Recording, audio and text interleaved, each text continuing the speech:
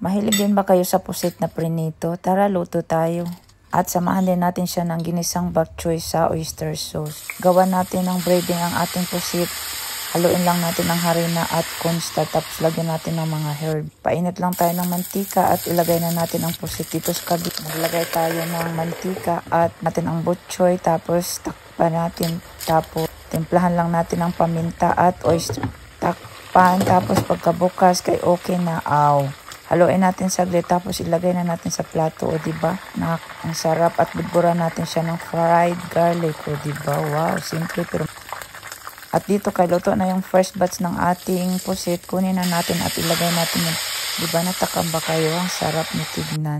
At dito gagawa tayo ng sausawan. Gamit lang tayo ng suka, pipino, sibuyas, asukal, asin at paminta. Halo-haloin lang natin hanggang sa matunaw ang asin at ang asukal. O diba napakasarap, kainan na.